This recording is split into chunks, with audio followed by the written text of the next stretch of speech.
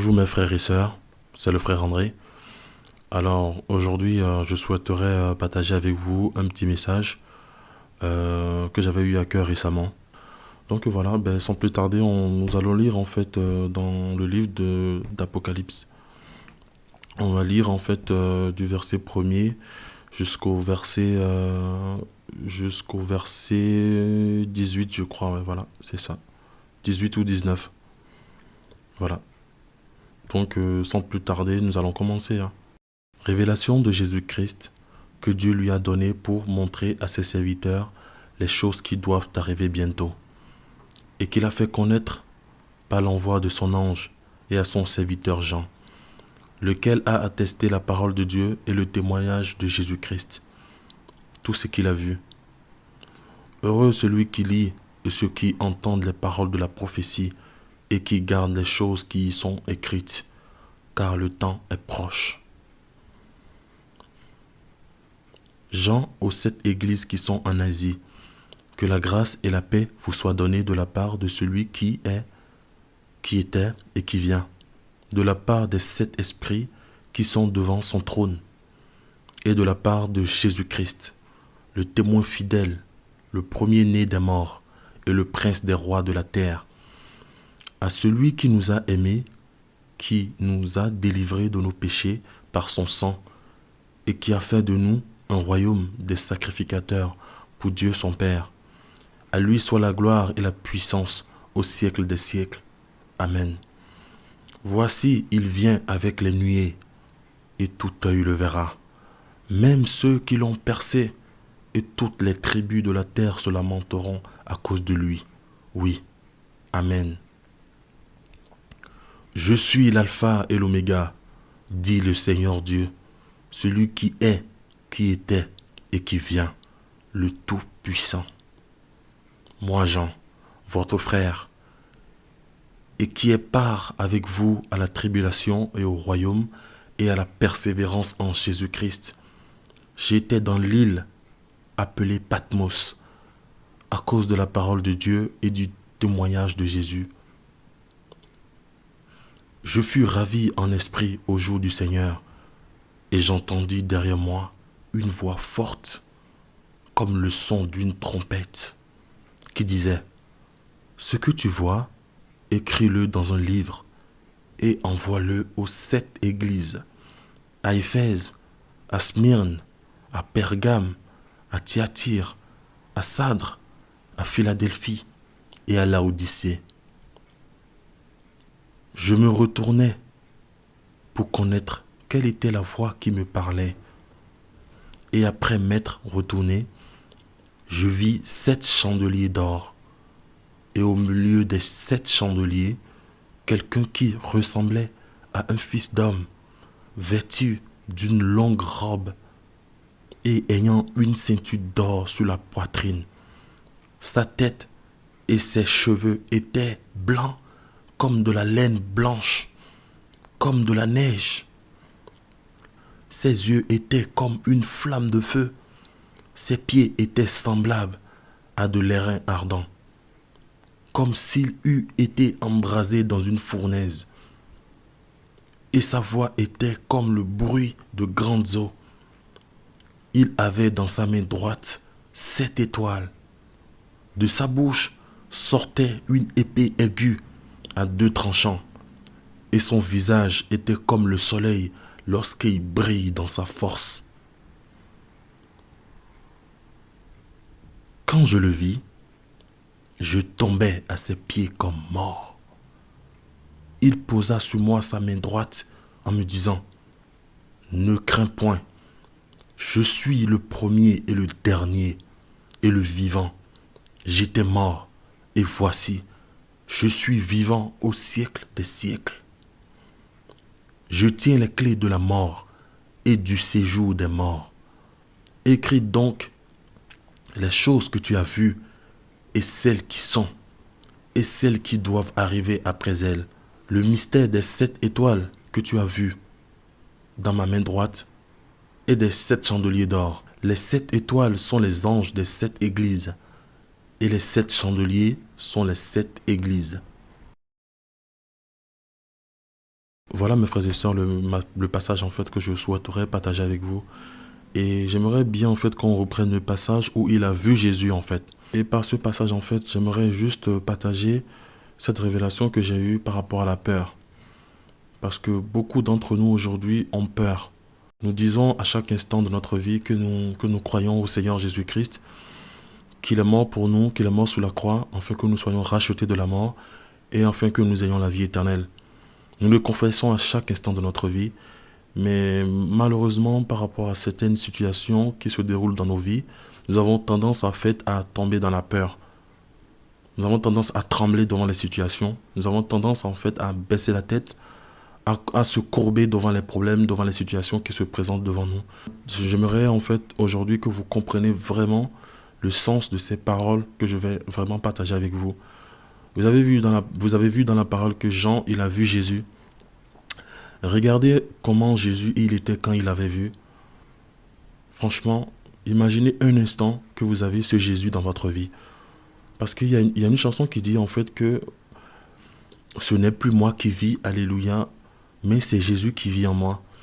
Une fois que tu acceptes Jésus comme ton Seigneur et Sauveur personnel, une fois que tu l'acceptes dans ton cœur, parce que la parole déclare que Jésus dit dans sa parole, je suis à la porte de ton cœur et je frappe. Si tu m'ouvres la porte de ton cœur, je rentrerai chez toi, je souperai avec toi et lui avec toi. Jésus est dans notre cœur.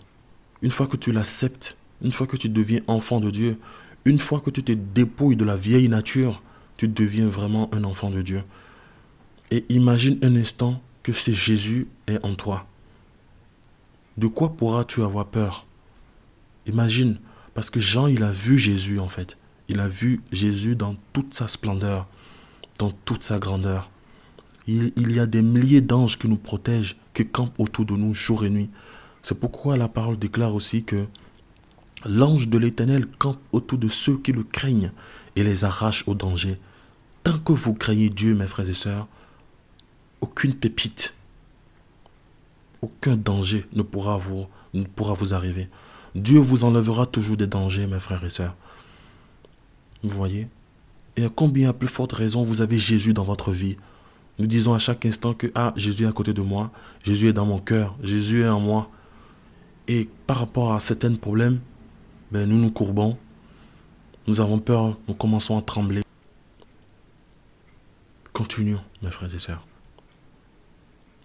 Je me retournai pour connaître quelle était la voix qui me parlait. Et après m'être retourné, je vis 7 chandeliers d'or. Et au milieu des 7 chandeliers, quelqu'un qui ressemblait à un fils d'homme, vêtu d'une longue robe et ayant une ceinture d'or sur la poitrine. Sa tête et ses cheveux étaient blancs comme de la laine blanche, comme de la neige. Ses yeux étaient comme une flamme de feu. Ses pieds étaient semblables à de l'airain ardent, comme s'il eût été embrasé dans une fournaise. Et sa voix était comme le bruit de grandes eaux. Il avait dans sa main droite 7 étoiles. De sa bouche sortait une épée aiguë à 2 tranchants. Et son visage était comme le soleil lorsqu'il brille dans sa force. Oh là là, mes frères et sœurs.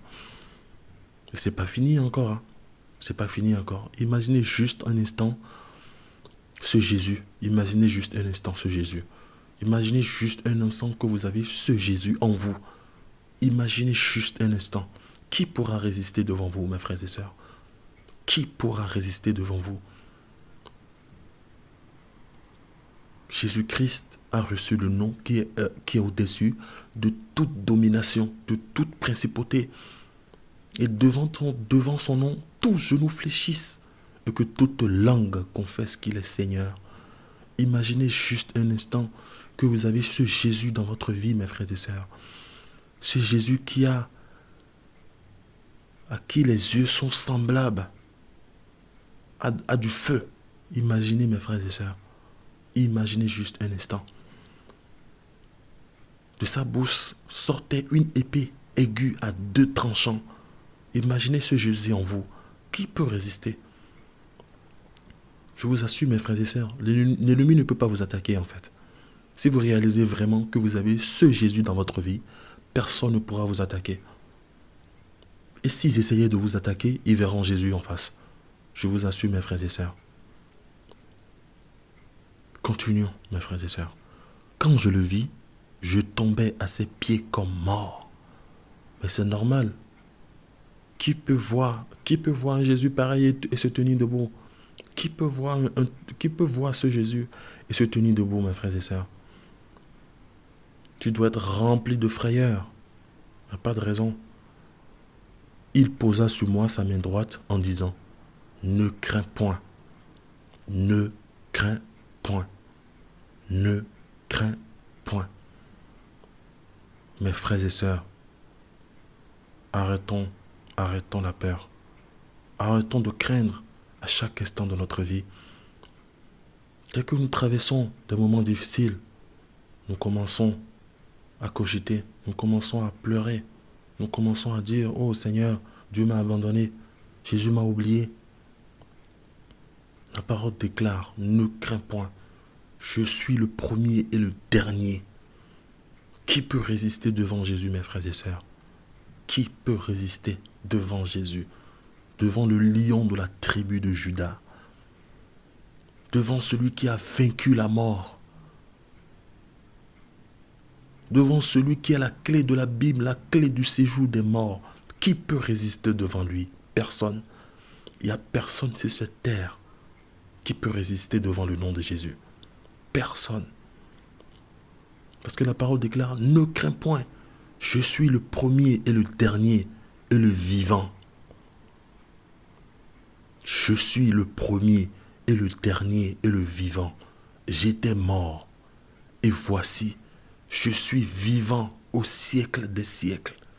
Oh Seigneur, franchement la parole, elle est puissante. Ne nous empressons pas de lire la parole de Dieu, mes frères et sœurs.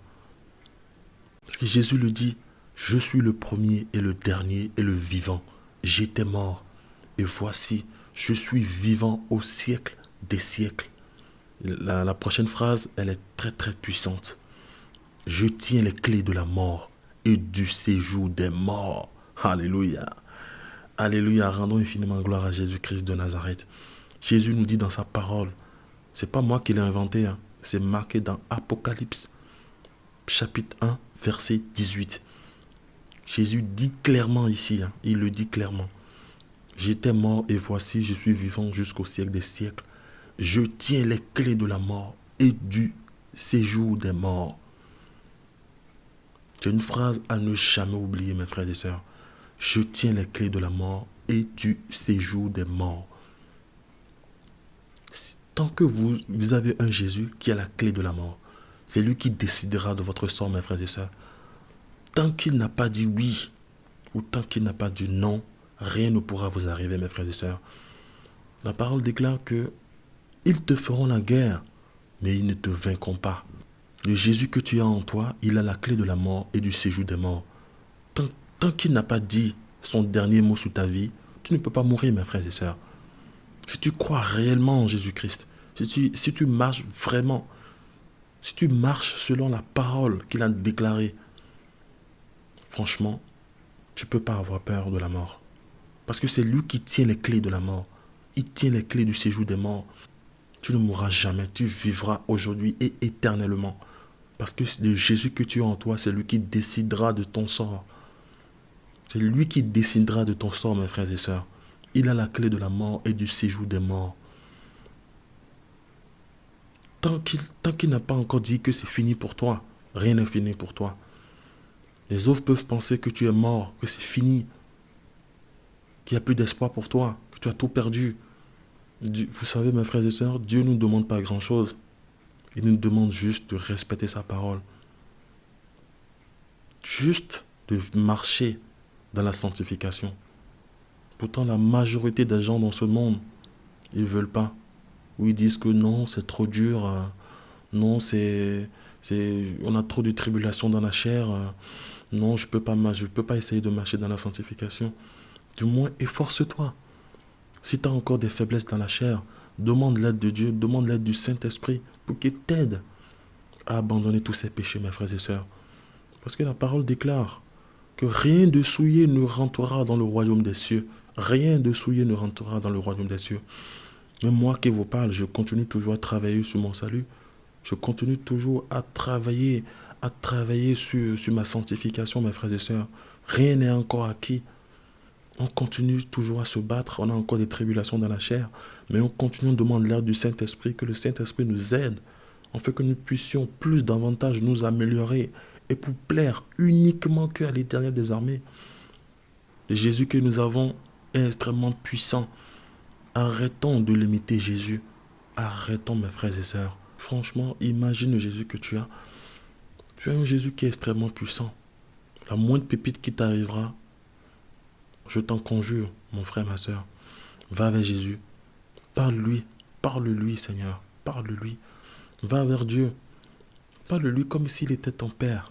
Parle à Dieu comme s'il était ton Père. Dis-lui la vérité. Ne cache rien devant Dieu. Dis-lui tout ce que tu as dans ton cœur. Et mets ta foi en lui. Mets ta foi en lui. Il est le seul qui pourra te décharger de tes fardeaux. Il est le seul qui pourra te décharger de tes fardeaux. Moi, je n'ai aucune puissance, je n'ai aucune force. Si je vis, c'est pas la grâce de Dieu. J'ai expérimenté beaucoup de choses dans ma vie, mes frères et sœurs. Dieu est extrêmement puissant. Arrêtons de limiter Dieu. Arrêtons de limiter Dieu. Donc voilà, c'était juste en fait, c'était le passage en fait que j'avais eu à cœur de partager avec vous. Si vous avez des choses à rajouter, n'hésitez pas du tout en fait à les rajouter en commentaire. Je me ferai le plaisir de le lire en fait. Donc voilà mes frères et sœurs, ça sera tout. Si vous êtes nouveau sur la chaîne, n'hésitez pas en fait à vous abonner et à activer la cloche de notification pour ne rater aucune de nos prochaines vidéos. Merci à tous, que Dieu vous bénisse. À très bientôt. Au revoir. Votre frère André.